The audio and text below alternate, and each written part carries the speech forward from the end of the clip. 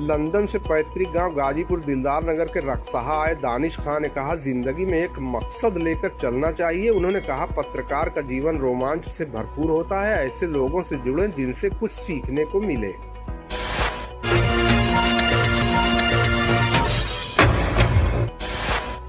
Dalimss Sunbeam school में छात्र छात्राओं के जागरूकता कार्यक्रम में आए लंदन के टाइम्स ऑफ इंडिया के वरिष्ठ पत्रकार दिलदार नगर के रक्सहा निवासी दानिश खान ने डालिम्स स्कूल द्वारा आयोजित सम्मान समारोह में छात्रों से उनके भविष्य के प्रति जिम्मेदारी को बताने के साथ ये भी अवगत कराया कि लगभग 15 साल से लंदन में वो पत्रकारिता करते हैं। उन्होंने बताया कि वो ऑक्सफोर्ड यूनिवर्सिटी से हिस्ट्री में डॉक्टरेट की भी उपाधि प्राप्त किए हैं। 26/11 की मुंबई घटना का भी उन्होंने बहुत करीब से कवरेज किया। उनकी पत्नी रूबी खान और वो स्वयं दोनों ने मिलकर एक किताब लिखी है। उन्होंने नीरव मोदी और विजय माल्या का कोर्ट में कवरेज भी किया। उन्होंने बताया कि इंडिया से जो भी मंत्री लंदन या यूरोप देश में जाता है उसका वो समाचार कवरेज करते हैं। प्रधानमंत्री के लंदन दौरे का भी उन्होंने कवरेज किया। उन्होंने कहा कि उनसे इंटरव्यू का भी उन्हें अवसर प्राप्त होता रहता है। बच्चों से मिलकर दानिश खान अभिभूत नजर आए। उन्होंने बच्चों को एजुकेशन के नए टिप्स दिए। डालिम्स सनबीम स्कूल की उन्होंने खूब प्रशंसा की। अंत में शकील खान ने दानिश खान को पुष्प गुच्छ भेंट करते हुए उनके आगमन पर उनका आभार व्यक्त किया। इस अवसर पर दानिश खान आदि ने क्या कहा, ये सुनते हैं। मेरा नाम दानिश है, दानिश खान। मैं यही रक्सहा का रहने वाला हूँ।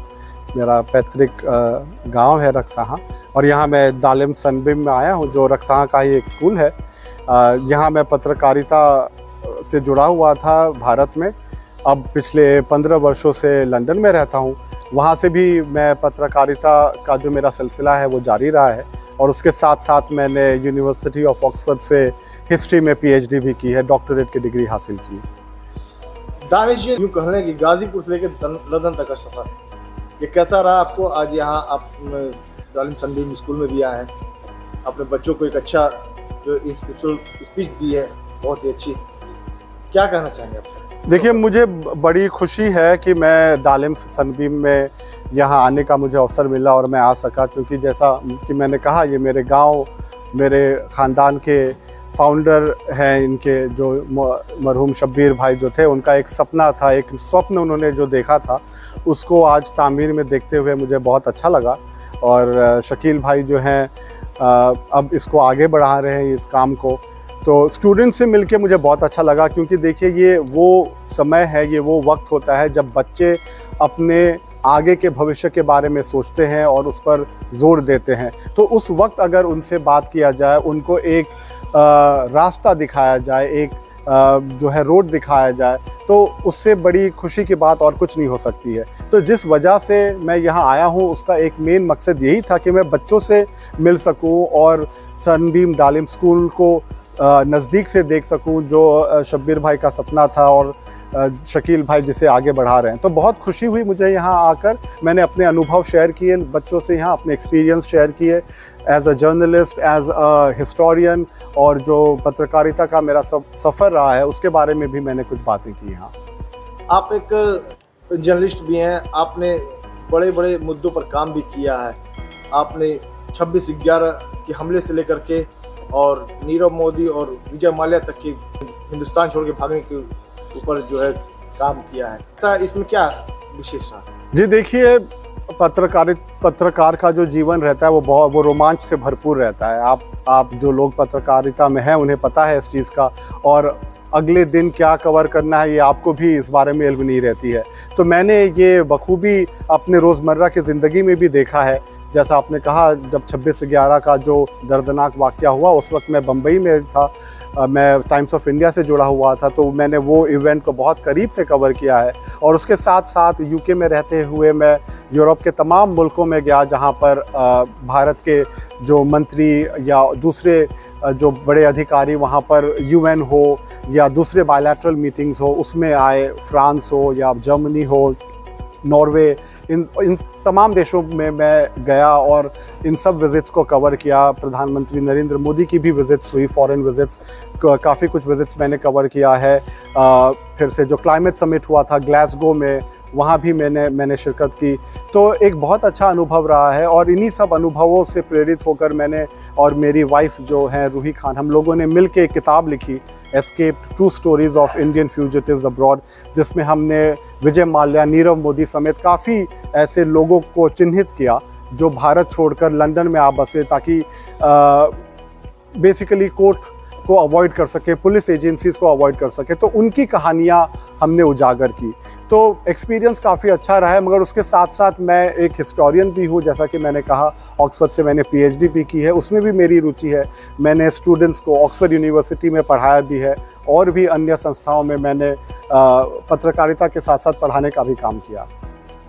एफर्ट्स है, क्योंकि आपसे एक्सपेक्टेशन ये है कि आप किचन भी संभालें, घर भी संभालें, बूढ़ी दादी है उनको भी चाय दें, दादा को भी आप दवाइयाँ दें और साथ में फिर जो आप कर रही है वो कर ही रही है। लेकिन ऊपर वाले ने आपको एक बहुत ही स्पेशल कुव्वत दी है, एक फोर्स दिया है आपको कि आप बहुत कुछ कर सकती हैं, बहुत कुछ अचीव कर सकती हैं। तो वो जो आपकी इनर शक्ति है ना, दुर्गा माँ, कितनी माएँ हैं हमारे जिनको हम पूछते हैं, राइट? तो वो प्रतीक है इस चीज का कि आप सबके अंदर वो शक्ति है, आप सबके अंदर वो कुव्वत है, तो उसका इस्तेमाल करें और देखें कि आप अपने करियर के लिए क्या कुछ कर सकती हैं।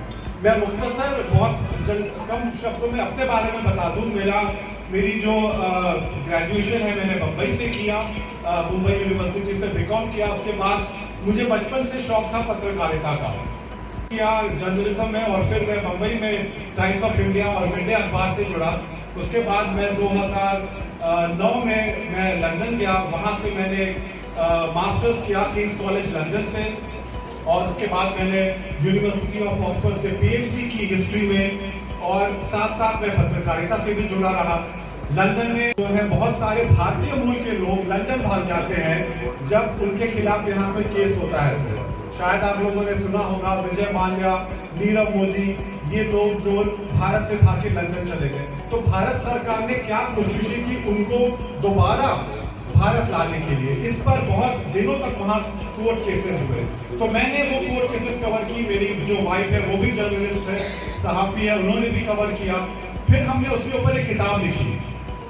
तो कहने का मुराद ये है कि आपका अगर इंटरेस्ट है, आपकी अगर रुचि है किसी चीज में, तो उसके शिखर तक कोई नहीं रोक सकता है। मसला ये है कि आपको खुद वो जतन करना पड़ेगा। यू हैव टू टेक दो स्टेप्स। और पैसे का अभाव है, अपॉर्चुनिटीज का अभाव है, आपके आसपास शायद रोल मॉडल्स ना हो। हमारा एरिया भी थोड़ा जैसे कहते हैं ना, मतलब लहजा सही नहीं है। अरे क्या करें वो पढ़ के, अरे केवल लाख गवर्नर हो जाएगी, है ना? तो ये बातें रहेंगी और ये हमेशा रहेंगी, मगर आपको काउंटर करना है। यही सब सरजमीन से बहुत सारे तो ये जो फिक्र है वो फिक्र आपको अभी से लेनी पड़ेगी। करियर में जाना है और उसके लिए बेबी स्टेप्स लीजिए। ये धरती जो है ये वीरों की धरती रही है, यहाँ ये आध्यात्म का भी केंद्र रहा है। यहाँ पे राहुल सांकृत्यायन का ये की धरती है, कैफी आजमी की ये धरती है। तो यहाँ पर प्रेरणा स्रोत बहुत है, आप रोल मॉडल बनाइए। और मैं ये भी कहना चाहूँगा कि हर एक मोहल्ले में, सब ना लेकिन कुछ एक लोग ऐसे बड़े बुजुर्ग जरूर रहेंगे, मिलेंगे आपको, जिन्होंने पढ़ाई की है, जो पढ़ाई की इम्पोर्टेंस को जानते हैं। तो उन लोगों से जुड़े, आप ऐसे लोगों से जुड़े जिनसे आप कुछ सीख सके, जिनसे आप कुछ समझ सके, और उनके छत्र छाया में उनसे राय मशवरा करें और आगे बढ़ने की कोशिश करते रहें।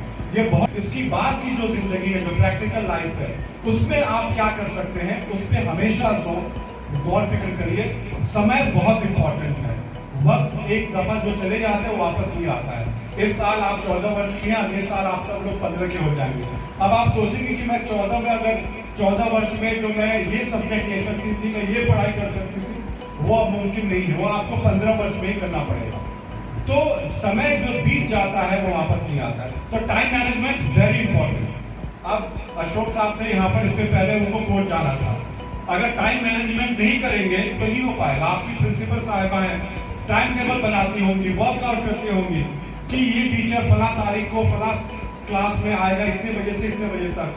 तो वो प्लान करिए, एक अर्जेंसी लाइए अपने लाइफ में, बहुत जरूरी है। यहाँ की लाइफ भी थोड़ी स्लो है, दिन बहुत बड़े होते हैं, तो उनको कई शोबों में आप बांटिए कि मैं ये समय सिर्फ अपने लिए है, मैं सिर्फ पढ़ूंगी, कोई किताब पढ़ूंगी या कोई नई चीज के बारे में जानूंगी और उसके बाद मैं दूसरे काम करूंगी। तो डिसिप्लिन लाइए, अपने को बांटिए और ये तय करें कि आपको करना क्या है लाइफ में। क्या आप सब लोगों को बाहर पढ़ना है, ग्रेजुएट होना है या नहीं होना है? राइट, ग्रेजुएट तो मिनिमम है। वो जमाना गया जब 8 पास 10 फेल 12 लोग फेल और लोगों की भर्तियां हो जाती थी। आज जमाना ये है कि आप एक्सप्लोर करें अपॉर्चुनिटीज को।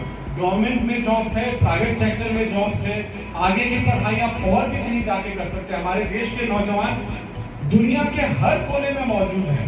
चाइना और इंडिया के लोग जो हैं बाहर की यूनिवर्सिटीज को चला रहे हैं क्योंकि डिमांड यहीं से है। तो आप भी इस ड्रीम का हिस्सा बने। यहाँ पर भी IIMs है, ITIs है, IITs है, बहुत बड़े बड़े संस्थान है यहाँ पर भी। तो आप उन सब के लिए वर्कआउट करें।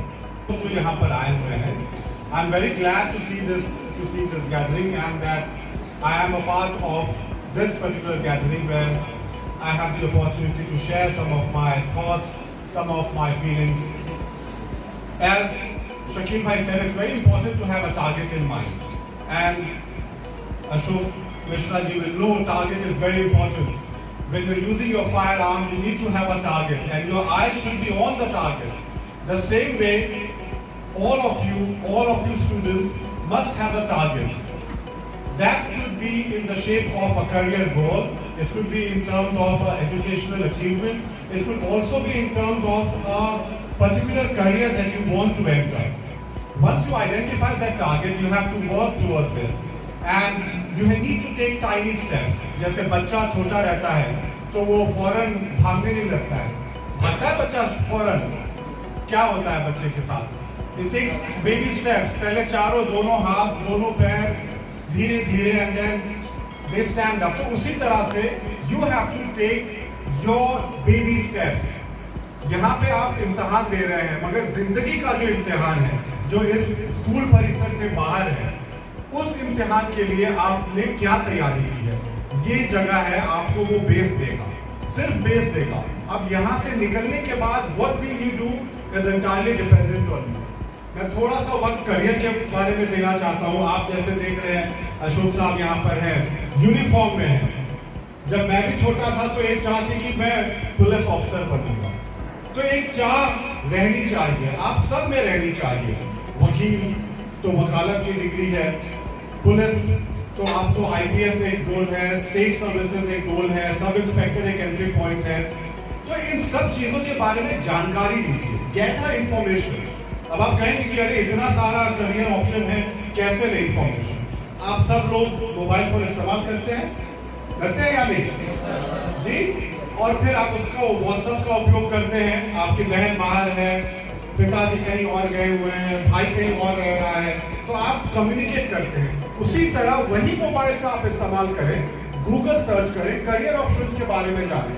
हमें पता है कि हमारे इलाके में आगे पढ़ाई करने की जो अपॉर्चुनिटीज हैं, they are not that many, you don't have that much options. तो यहाँ से बाहर निकल के आपको अगर दिल्ली जाना है, कलकत्ता जाना है, बॉम्बे जाना है, लंदन आना है, सोचिए सपना। तो वो गोल तक पहुंचने के लिए आपको क्या स्टेप्स लेने हैं, इसके बारे में आप जानकारी निकालिए। जरूरी नहीं है कि जो मोबाइल फोन है वो आप केवल व्हाट्सएप चलाएं या सोशल मीडिया पर जाएं या फेसबुक देखें, नहीं। आप इसका बहुत अच्छा उपयोग भी कर सकते हैं। अपने को और डेवलप करने के लिए ऐसी जानकारी लीजिए जिसका आप उपयोग कर सकें, जिसका आप इस्तेमाल कर सकें। It's very important. और आज के ज़माने में इंफॉर्मेशन ओवरलोड है, करियर अपॉर्चुनिटीज भी बहुत है। आपने आर्टिफिशियल इंटेलिजेंस के बारे में कहा, मेरी बेगम वहाँ लंदन स्कूल ऑफ इकोनॉमिक्स में है, she also works on artificial intelligence. अब आर्टिफिशियल इंटेलिजेंस एक ऐसी चीज़ है जो हमारे हर दिन की जिंदगी में आ चुकी है, शायद हमें पता ना हो। कुछ महीने पहले chief justice of India Chandrachud साहब ने भी इसका जिक्र किया था कि आपको पता है आर्टिफिशियल इंटेलिजेंस का कोर्ट में क्या काम हो सकता है, बहुत काम हो सकता है।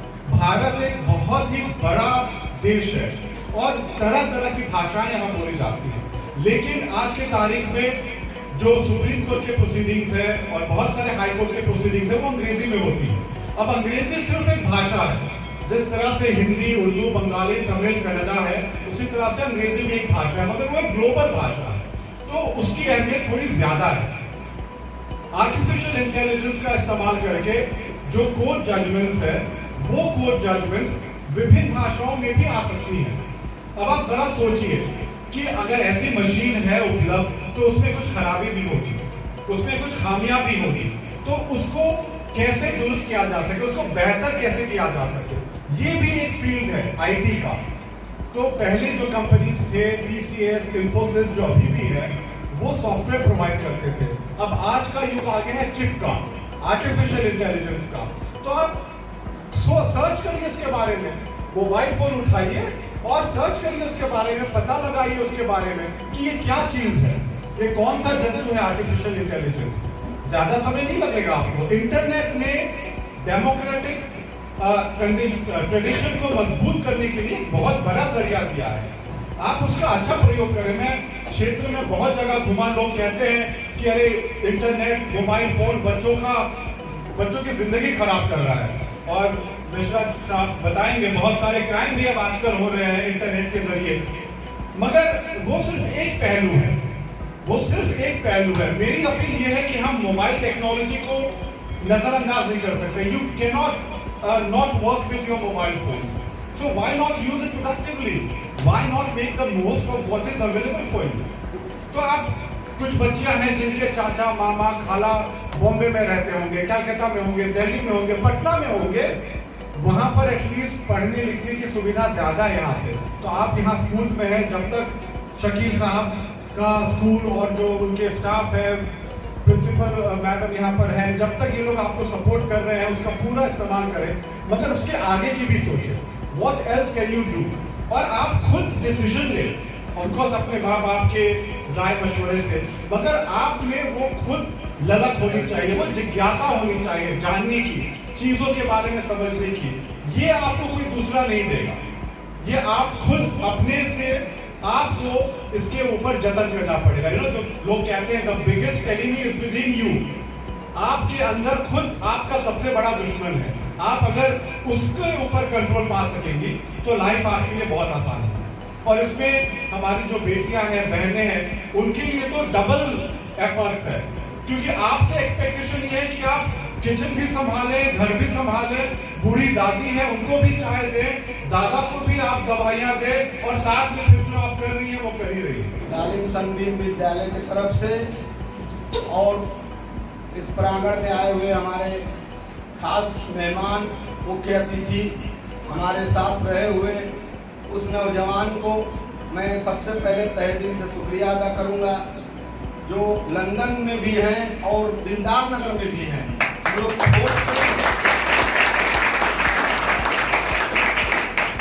बचपन में कहा करते थे कि लंदन गए हैं आप, लंदन देखे हैं, उस लंदन से आए हुए हैं और आप लोग के बीच में हैं, जो रक्सां से गए हैं और रक्सां के मट्टी से हैं, और आज भी इनको इस रक्सां के मट्टी से इतना लगाव है। तो सबसे हमको जरूरी बात यह है, कहने का मतलब यह है कि हमको एक मकसद पे बात करना है, न यहाँ राजनीतिक मंच है, न उस तरह का कोई बात है। हमको एक बात पे बोलना है, मेरे अंदर एक जज्बा होना चाहिए, एक मकसद होना चाहिए, जिंदगी में एक मकसद लेके चलना चाहिए, कोई मकसद। हम कोई मकसद में दूसरे नंबर, तीसरे नंबर पे रहना नहीं चाहते हैं। हम जिंदगी में अपने लाइफ का बात बता रहे हैं। जब भी किसी काम में हाथ डाले हैं, हम ये कोशिश किए हैं कि हम कभी भी एक नंबर पर रहेंगे, हम कभी 3 नंबर पे नहीं रहेंगे। आप लोग को यही कहना है, आप लोग का पढ़ाई है, आप लोग हमारे विद्यार्थी हैं, आप हमारे स्कूल के बच्चे हैं, आप लोग का भी एक भविष्य है। आप लोग एक अपना टारगेट लेकर चलिए कि हमको करना क्या है।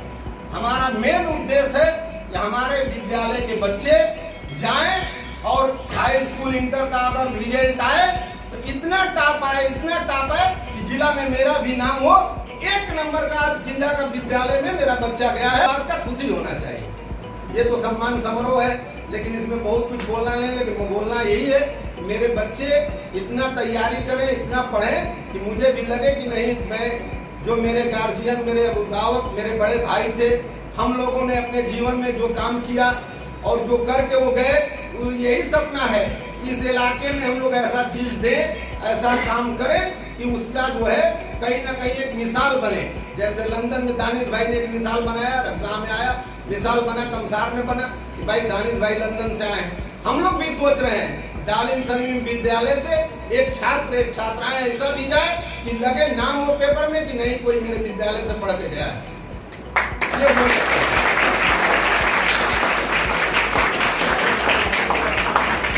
एक टारगेट लिया 2017 में। 2017 में मेरे बड़े भाई स्वर्गीय शब्बीर खाने थे और कहा हमसे कि 8 महीने में हम लोग को विद्यालय तैयार करना है और कैसे किया जाएगा। हम लोगों ने एक सपना देखा और कहा कि भैया आप खड़े रहिए, हम लोग विद्यालय बनवाकर तैयार करेंगे। और हम लोग मात्र 8 महीने में इतने बड़े बिल्डिंग को तैयार करके और अगले सीजन 18 में चालू करा दिए। टारगेट होना चाहिए, एक मेन मकसद होना चाहिए। और मैं बहुत कुछ नहीं कहूंगा, मैं बस इतना ही कहूंगा कि जब अपने बागान का फूल जब महक मिलता है तो उसका खुशबू कुछ और होता है। किराया भाड़ा का फूल तो हम कहीं से भी खरीद के लाएंगे, बहुत पैसा देकर ला सकते हैं, मेरे पास बहुत पैसा है। लेकिन मेरा जो फूल है वो दानिश खान है, मेरे घर के फूल है। इनके आने से मुझे आज इतना खुशी मिला है। मैं 17 से लेकर अभी तक मैं कभी मैक अपने विद्यालय में नहीं पकड़ा था, लेकिन आज हमको इतना खुशी हुआ कि आज हमको मैक पकड़ना पड़ा। तो दानिश खान जो हमारे परिवार के हैं, हमारे घर के हैं, और इससे ज्यादा क्या कहूँ। आप लोग भी एक मकसद, एक टारगेट बनाइए। तो मैं वादा करके जा रहा हूँ कि इंटर में जो भी, हाई स्कूल में जो भी अगर जिला का टॉप करेगा तो मैं अपना वादा करके जा रहा हूँ, आप लोग को कहीं भी बाहर जाकर पढ़ना होगा उसमें पूरा मेरा सहयोग रहेगा। जितना